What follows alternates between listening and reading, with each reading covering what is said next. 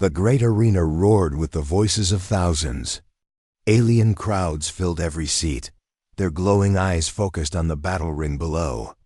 Today was not an ordinary day, it was the festival of strength, a sacred tradition in the Valari Empire. And today, something strange had happened. In the middle of the ring stood a single man. A human, dirt on his face, blood on his uniform, but his back straight and his eyes cold. Captain Ryan Kane. He had no armor, no weapons, just his fists and whatever he could find. The alien guards had thrown him into the arena without warning, thinking it would be a joke, a test, a public execution for their entertainment. Across from him stood the Valari Queen's champion, a giant creature named Korthal, over 9 feet tall and covered in thick black scales. Korthal had never lost. He had broken bones with one swing. He had crushed warriors from 5 planets. His eyes glowed red as he stared at the small human. The bell rang. Korthal charged like a beast. Ryan didn't run. He watched carefully, waited, and moved at the last second. The alien's heavy fist hit nothing but air. Ryan slid under his arm, grabbed a broken spear from the arena floor, and spun around. He didn't strike wildly. He aimed straight at Korthal, side right under the ribs. The spear broke the skin. The crowd gasped. Ryan didn't stop. He jumped on the alien's back and slammed the spear's broken end deeper. Korthal screamed and tried to shake him off, but Ryan was too fast, too focused. One final move, he pulled Korthal's neck back and twisted. Loud crack. Silence fell across the entire arena. The champion was dead, and the human had won. Up on the high throne, Queen Zarila stood in shock. Her tall, powerful figure froze for a moment. Her long violet robes shimmered in the sun. No one had ever beaten her champion. Not even close, but this human, this small, dirty man from a forgotten blue planet, had done the impossible. Her advisors leaned close. One whispered, "Shall we order his execution? We can say it was luck." The queen raised a hand, silencing him. Her silver eyes narrowed as she studied Ryan. Blood ran down his arm. His breath was heavy, but he stood proud, even as guards surrounded him. Zarila stepped forward to the edge of the royal balcony. The crowd watched her in silence. Then she said 2 words, her voice calm and clear. "I want him." The arena exploded in shock. Ryan didn't understand the words at first. He only knew that suddenly the guards stopped aiming weapons at him. Instead, they bowed to him. Chains were placed on his wrists, but gently. He was led out of the arena not as a prisoner, but as a prize. As they pulled him away, he looked up at the queen one last time. Their eyes met. And in that moment, Ryan knew something strange had just begun. Back in the queen's chambers, her advisors argued, "He's a human, a death worlder. He's dangerous. He's not even from a proper planet. He's not worthy of your attention, my queen." Zarila sat silently. She had heard it all before. Her court was full of fear and pride. They didn't understand strength when they saw it. "He defeated Korthal," she said finally. "He got lucky." "No." Her voice was sharp now. "He saw. He moved. He struck. That is not luck. That is survival. That is instinct. That is power." One advisor asked, "You truly want to keep him?" Zarila smiled softly. "I don't want to keep him," she said. "I want to understand him." Later that night, Ryan sat in a soft room made of crystal and silk. He didn't know where he was. He had expected a prison. Instead, he got food, water, and rest. Still, he didn't trust it. Every step felt like a trap. Every guard's smile felt fake. And yet, he couldn't stop thinking about her. The queen. He had seen rulers before, but never like her. She was beautiful, yes, but more than that. She was fierce, powerful, cold, but curious. Why had she chosen him? What did she want? He heard footsteps. The door opened. Queen Zarila entered alone. No guards, no crown, just her. Ryan stood quickly on edge. You gonna kill me now? She tilted her head, almost amused. If I wanted you dead, you would be. You interest me, human. He crossed his arms. Why? Because I killed your pet? No, she said. Because you didn't beg. Captain Ryan Kane woke to the strange sound of singing metal. Not music, but something alive. The walls around him pulsed with color, glowing softly like a heartbeat. He wasn't in a prison cell. He was inside something royal. He sat up quickly, breathing heavy. No chains, no guards. Just velvet bedding, a small table, a fruit and drink, and silence. This has to be a dream, Ryan muttered. But it wasn't. This was the Queen's palace. And he was inside her private wing. Outside his room, armored alien guards stood motionless. Their eyes followed his every move, but they didn't speak. They didn't threaten. They bowed. Not to mock him, but with real respect. Ryan didn't like it. Not because he was afraid, but because it made no sense. A day ago, they threw him into an arena to die. Now, they treated him like a guest? Or worse, like a gift. Queen Zarila watched him through a hidden screen from her throne chamber. She saw how he paced like a soldier, scanning every corner. She saw how he avoided the food, probably thought it was poisoned. Smart. He's careful. She said. Her servant bowed low. Shall I send more comfort? Fragrant oils? One of the dancers? No, Zarila replied. Send nothing. He is not like the others. Another voice, cold and sharp, spoke from the shadows. Her advisor general. You shame yourself, my queen. The court already whispers. A human? He has no title, no bloodline, no use. Zarila didn't look at him. He has something better. The advisor sneered. And what is that? Zarila smiled. He has fire. Later that evening, Ryan heard the click of heels. He turned as the tall doors opened. And she walked in. No guards. No robes. Queen Zarila entered in a dark fitted cloak that shimmered like stars. Her silver eyes locked onto him. Ryan stayed still, alert, every muscle tight. She spoke first. Do you like your room? Ryan didn't answer. Why am I here? You earned it, she said simply. I killed your champion. Yes, she said, walking closer. And that makes you valuable. Ryan narrowed his eyes. So what am I? A toy? A trophy? Zarila stopped just a foot away from him. No, you are something my people don't understand. A wild element. Something that bends rules. She looked up at him. He was tall for a human, but she was still taller. I want to learn from you. He laughed bitterly. What could a queen like you learn from someone like me? She stepped back slowly. How to survive without fear. That night, Ryan was moved again, this time to a private chamber with views of the twin moons. The bed was soft, the food untouched. He stared out the window, trying to think. On Earth, he had been trained to fight, not to feel. The rules were different. No guns, no backup, no escape. Just him and a queen who looked at him not like prey, but like something rare. His instincts screamed at him to run. But something in her eyes, was it interest or danger? Maybe both. Elsewhere in the palace, chaos brewed. High nobles gathered in secret chambers, voices low and hateful. A human in the queen's private wing? He's casting a spell over her. He's filth, an outsider. The old prime noble slammed his hand on the table.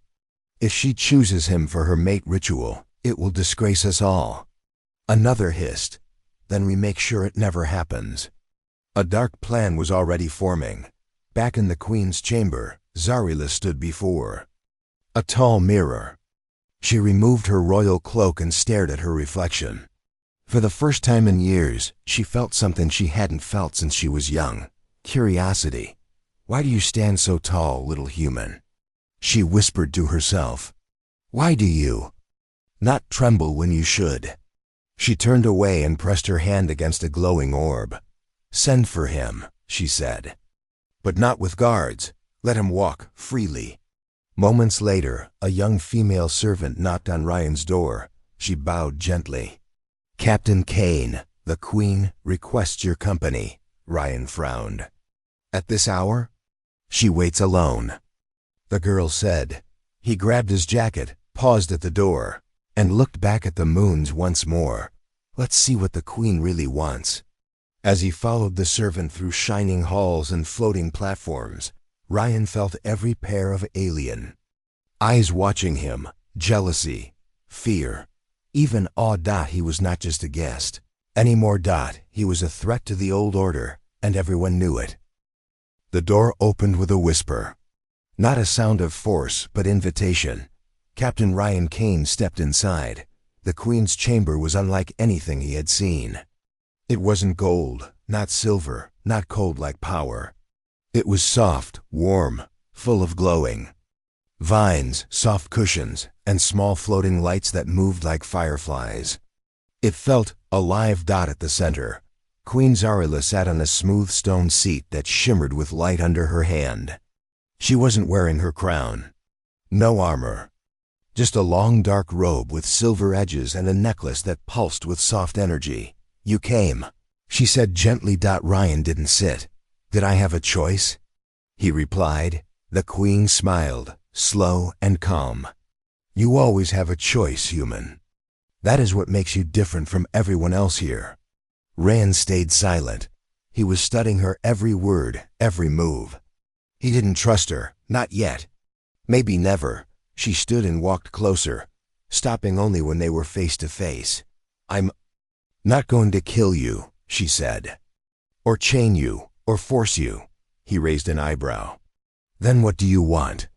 Zarila's eyes glowed faintly. "I want you to stand beside me as my companion, my protector, my mate." The words hit like thunder. Ryan stared at her. "You want me to—" "What?" The Queen didn't flinch. "I want you to stay here. With me, I offer freedom. A life of honor, power, and something more. A place no human has ever held in the Valari Empire." Ryan laughed sharp, bitter. "You want me to be your pet? A shiny thing to show your people, to scare your nobles?" She took a step closer. "No, I want you because you are the first man who didn't kneel." Silence. Ryan looked away, heart pounding. He had fought in wars, seen death, survived battles no one should survive. But this was something else. A queen. An alien queen, offering him not chains, but a throne beside hers. Why? What did she see in him? What did she really want? Zarila walked to a nearby table and poured 2 cups of blue liquid. She handed one to him. "Try it," she said. He held it, sniffed it. "Poison?" She gave him a look. "If I wanted you dead, you'd already be ash." He drank. It was sweet, cold, strange, like her. They sat across from each other now. Zarila began to speak not as a ruler, but as a woman tired of masks. "My world is dying," she said.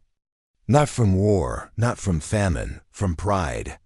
Our males are weak, our nobles are greedy. We pretend we are strong, but we're hollow inside." She looked him in the eye. "And then you arrived. One man, no weapon, no help. You defeated our champion, and you did it with fire in your soul." Ryan leaned forward. "So you want to use me?" Zarila shook her head. "I want to build with you. A new path, a new strength. Half Valari, half human." Ryan stood, walked to the window. The twin moons still hung in the sky, lighting the alien city below. "You think your people will accept me?" he asked. Zarila stepped beside him. "They won't," she said calmly. "Not at first. Many will hate you. Some will try to destroy you, but I don't care." She paused. "I have made my choice. Now it's your turn." Ryan turned to her, his face serious. "I don't trust you." She nodded. "You shouldn't. Not yet. I don't belong here." "You do." she said softly, placing her hand over her heart. Here. For the first time since he arrived in this strange world, Ryan didn't feel like a prisoner. He felt like a man being given a weapon made of words, not an offer, not of chains, but of challenge. A queen didn't kneel, but she had just given him her heart before he left the room. He turned to her one last time. If I stay, he said, I don't bow, I don't follow. I walk beside you, or not at all. Zarila smiled. Then walk with me, warrior, but deep inside the palace. Someone else was listening, a noble with hate in his eyes, a dagger hidden in his sleeve, and a plan that would burn the queen's dreams to ash. Asterisk. Not everyone in the palace was celebrating. The queen's decision. In the cold underground chambers, where fire didn't reach and light trembled, the old nobles gathered in secret. He is a human, hissed one, eyes burning. A wild animal from a dirt world. He stands beside the queen as if he belongs there. He killed Corthel. The high noble of the blood circle, Lord Mazar, stood slowly from the shadows. His long golden robe dragged behind him like a serpent. He humiliated us all, he growled. And now he drinks her wine, walks her halls, and touches her mind. He raised his hand. A sharp blade flicked out from his sleeve. It ends tonight. Meanwhile, Ryan walked through the palace gardens with 2 guards behind him. Strange alien flowers opened as he passed, reacting to heat, breath, and motion. The skies above were quiet, stars blinking like curious eyes. Ryan didn't trust the calm. Not here, not after what he saw in the arena, and what he now felt in the queen's eyes.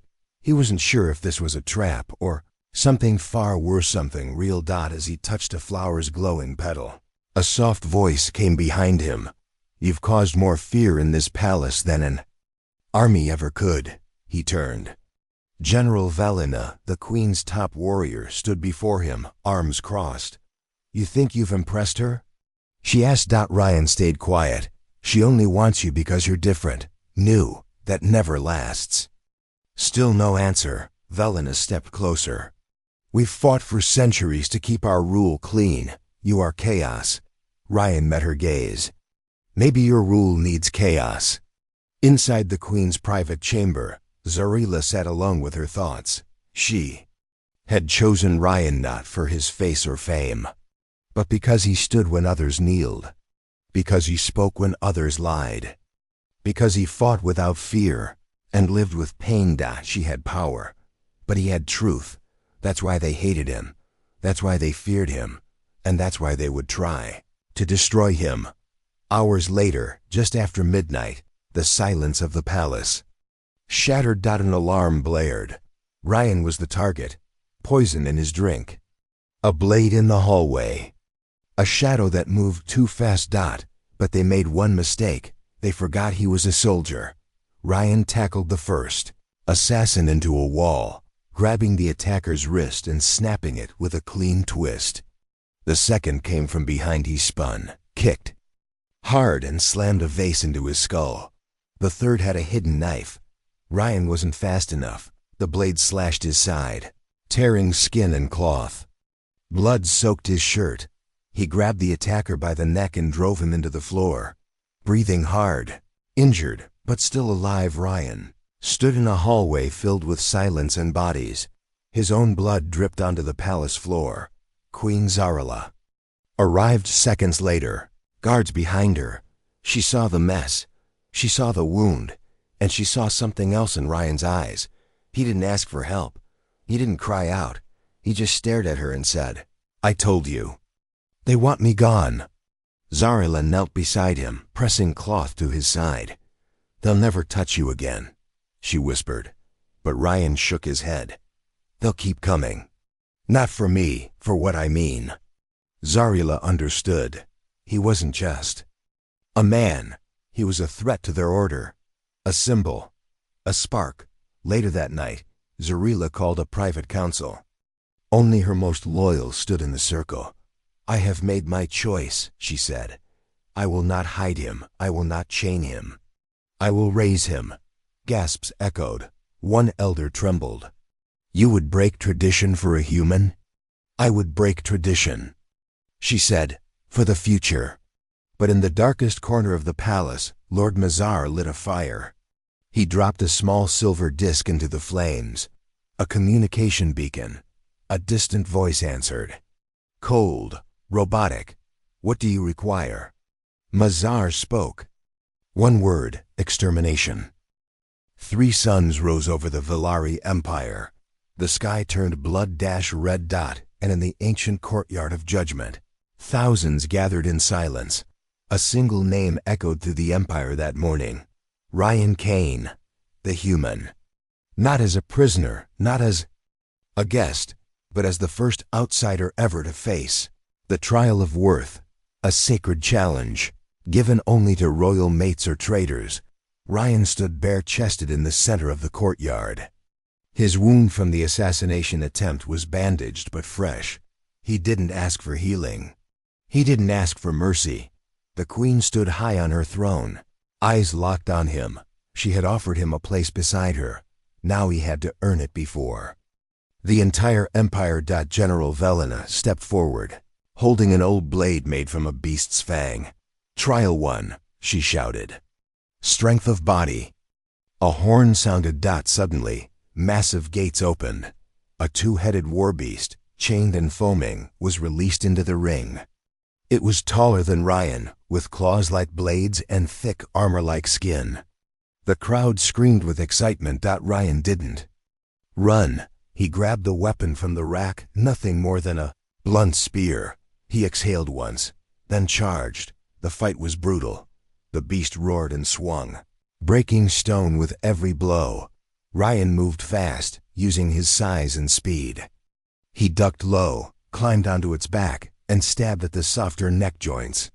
The creature threw him off once, twice, but he always got back up. Blood mixed with dust. The crowd gasped as Ryan leapt one final time and drove the broken spear through the beast's second eye. The creature fell. Dead. VEL single quotes, now raised one eyebrow. Trial 1. Passed. Next came Trial 2. Strength of mind. Ryan was taken into the Hall of Echoes, a place where warriors often entered, but few returned. It was a mind-maze. The walls moved. The lights lied. Voices whispered your deepest fears. Inside, Ryan saw flashes of Earth. His squad.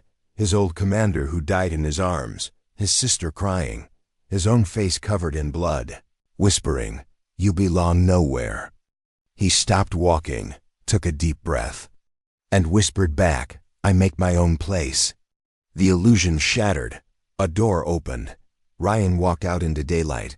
Velena announced again. Trial 2, passed. The crowd was silent, but the queen's eyes burned with pride. Then came the final test. Trial 3. Strength of heart. Velari nobles didn't believe in love. They believed in control, power, rank. The third trial was not a fight or a puzzle. It was a choice. In front of Ryan stood 2 beings. One, a young Velari servant, tied and scared. The other, a noble's son, smirking, holding a knife. Velena spoke coldly. You are to choose. Step forward and bow to the noble, accept his insult, and the servant lives. Or refuse to kneel, and she dies. The whole arena waited. Ryan looked at the noble. Then at the girl, then up at the queen. He stepped forward. Then dropped to one knee. The crowd gasped. But before the noble could gloat, Ryan looked up with steel in his voice. Let her go. The noble laughed. You bent. You gave in. Ryan smiled slowly, then stood back up. Double quotes. No, I protected someone weaker than me.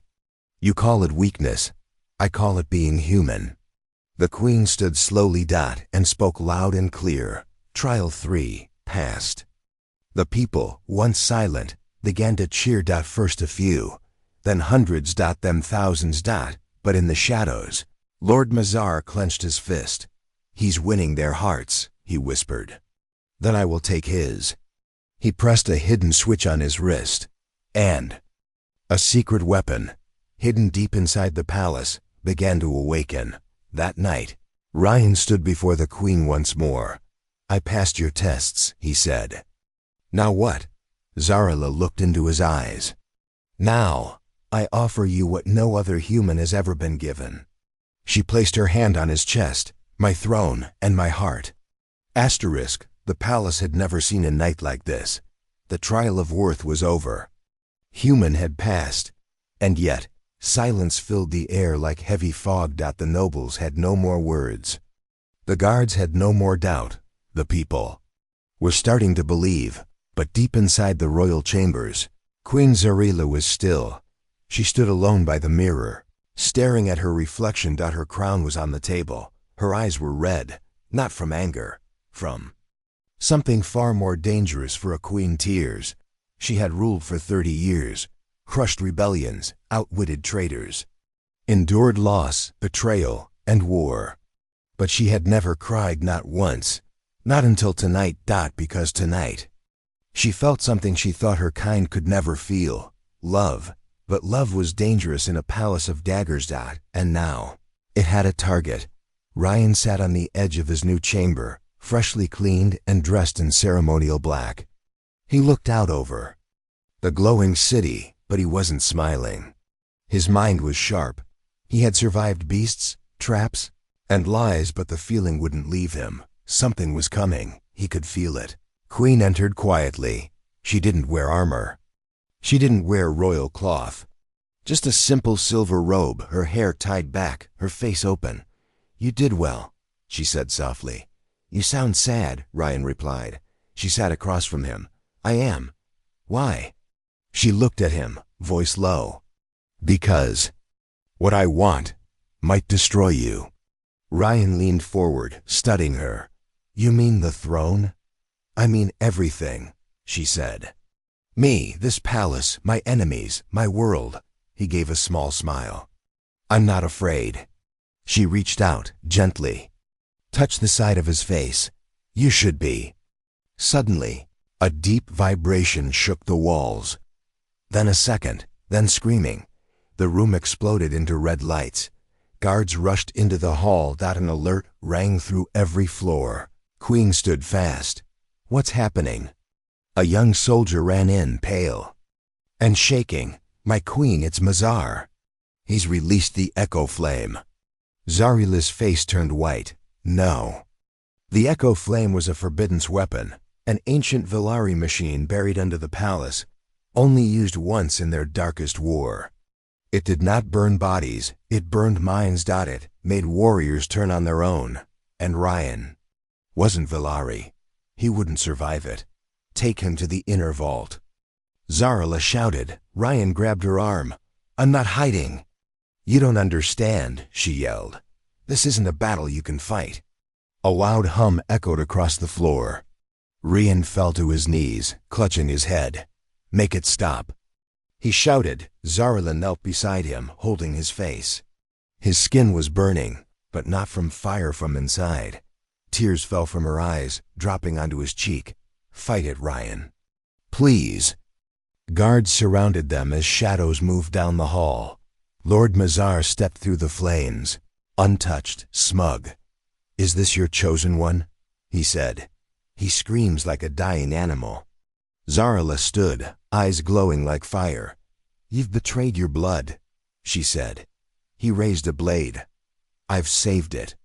But before he could strike, Ryan, still trembling, grabbed a fallen guard's weapon. With one brutal move, he lunged forward and drove the blade through Mazar's chest. The noble gasped. Fell. Dead. The hum stopped. The pain vanished. Ryan collapsed. Breathing hard, the queen fell to her knees, cradling him in her arms. She didn't speak. She didn't care who was watching. She just held him and cried, not like a ruler, not like a goddess, but like a woman who had almost lost everything she didn't know she loved. Later, when the flames were gone and silence returned, the queen stood before the people and said, "He saved me. He saved us all." But Ryan said only one thing, holding her hand in front of all of Velari. "I'm not yours because I passed your trials. I'm yours, because I chose to stay. The twin suns rose slowly over the Valari capital, but this sunrise was different. There was no war horn, no noble speeches, no execution crowds. Instead, there was music, soft drums, bright flutes. Thousands gathered in the crystal square, waiting in silence. Because today, something impossible was about to happen. A human was about to stand beside their queen, not as a prisoner, not as a servant, but as her equal. Inside the palace, Ryan stood in front of a mirror, tightening a black and silver uniform tailored just for him. That it wasn't royal, that it wasn't traditional, that it was his simple, strong clean, just like the man wearing it. He looked at himself for a moment, then gave a quiet laugh. I came here in chains, he whispered. Now they sing for me. In the next room, Queen Zarila stood tall, dressed in ceremonial white never worn by her kind, unless declaring union. Her silver eyes glowed softly, her crown resting in her arms, not on her head, because today she wasn't just a ruler. Today, she was also a woman in love. They met at the center of the throne hall, where generations of Valari queens had declared power, victory, and war. But this time, the queen didn't speak first. Ryan did. I come from Earth, he said, his voice calm but strong. A world far from here. A world where we fight to survive, just like you. But we also love, we protect. And we stand beside those who believe in us. He turned toward the nobles. You tried to break me, but I'm still standing. He turned to the people watching from the windows and balconies. You feared me, but now you cheer. And finally, he turned to her. And you offered me a choice. He stepped forward. I accept. Zarila smiled, walked toward him, and held out her hand not to command, but to invite. He took it. They stepped onto the royal platform together. Two souls from two worlds. Vlir, tradition said that the queen always placed the crown upon herself. But today, she held it in both hands and offered it to him, not to wear, she said, but to hold. With me. He took the other side of the crown. Together, they raised it high. The people erupted in cheers. All across the empire, screens lit up with the image, the human and the queen. Side by side. No one had seen such a moment in Valari history. Enemies put down weapons. Nobles bowed without being ordered. Children waved flags. Even the coldest generals nodded with quiet respect, because in that moment, they saw not weakness. They saw change. They saw hope. Later that evening, after the ceremony, Ryan and Zarila sat alone in the garden. No guards. No crowns. Just quiet. I never thought your people would accept me, Ryan said. They didn't, Zarila replied, smiling. You made them. He leaned back on the grass. What happens now? She looked up at the stars. We lead. We fight for peace. We raise something better than both our pasts. Then she looked at him, and when they ask who was the first human to rule the stars beside a queen, I will say, the one who stood when others knelt. Asterisk. In a school at a distant colony, an alien child looks up at a statue, a tall, strong man in armor beside a regal queen. Who is that? The child asks. The teacher smiles. That, she says, was the human who changed everything.